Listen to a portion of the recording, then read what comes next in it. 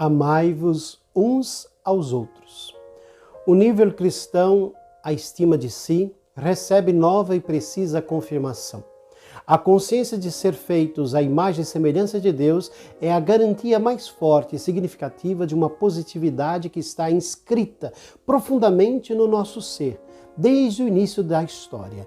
É uma verdade de fé que todos cremos e do qual deveria espontaneamente surgir um sentido do positivo de nós mesmos. Como então temos uma massa de crentes e de consagrados inseguros e insatisfeitos, à procura de uma estima de si sempre mais difícil a ser atingida? É como se não fosse suficiente ser filho de Deus para sentir-se positivo. A verdade de fé toca apenas a inteligência, mas não desce até o coração e menos ainda traduzida em prática de vida.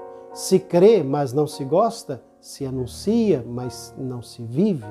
Eis então que surge aquele sentimento de frustração e insatisfação profunda, uma alegria pouco profunda, arriscando de mendigar o que já se possui. O ser humano tem potencialidades positivas, como vimos, contudo, na vida tudo isso não basta. A maturidade não se constrói com simples tendências, a capacidade que não se realiza resta um fato teórico, a energia precisa de um critério preciso para ser adequadamente canalizada. Noutras palavras, o eu atual não é suficiente a explicar o homem na sua plenitude, nem lhe pode dar sentido completo e definitivo da sua identidade. É só um germe, uma primícia, uma esperança que existe em cada homem.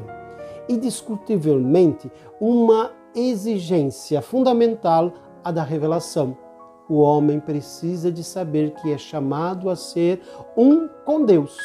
A vida é um dom, é um caminho do qual não sabemos o início e o fim. E somente quem nos deu a vida pode nos dar o sentido e o lugar preciso, como conteúdo do eu ideal. Nisto, o homem encontra a si mesmo e aquilo que é chamado a ser. É nos valores que constituem o seu ideal que o ser humano acolhe a revelação do próprio eu. Uma realidade a fazer própria e vivê-la na própria carne, a ponto de encontrar não aquilo que é eu atual, mas aquilo que é chamado a ser. É a experiência de quem descobriu a sua verdadeira identidade e deixa que lhe transforme a vida e retorne o seu eu. Como pode acontecer tudo isso? Como? Existe uma revelação do homem que possa, através da mesma revelação que Deus faz de si. Deus deveras é nosso Pai. Nós levamos profundamente, imprimindo em nós a sua imagem. Não se pode entender o homem, o ser humano, fora desta realização ou sem procurar de compreender os sinais desta misteriosa semelhança. O conhecimento do homem, do seu caminhar, é profundamente ligado ao conhecimento de Deus e da sua vontade criadora.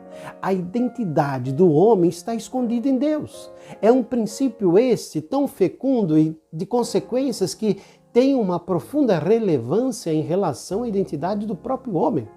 Isso significa que na revelação de Deus, o ser humano encontra e inicia o descobrir misteriosamente a revelação do seu eu e do seu ideal.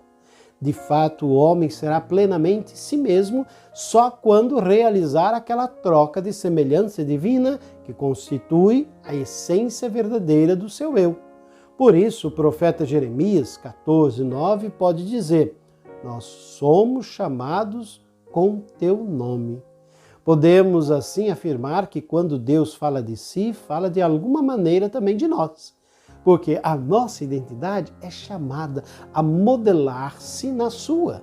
Se Ele é a videira e nós os ramos, se Ele é o bom pastor e nós as ovelhas, se Ele é a água viva, nós viveremos para sempre bebendo desta sua nascente. Seria ilusório e desviante qualquer outro critério para definir o homem. Por isso, a palavra de Deus se torna tão concreta e concretamente o âmbito e a nascente dessa estupenda revelação. Tudo aquilo que Deus disse é a expressão do seu plano criativo e apelo para com a sua criatura, imagem para que seja conforme o seu desígnio até o seu pleno cumprimento. Vamos falar um pouquinho mais no próximo vídeo.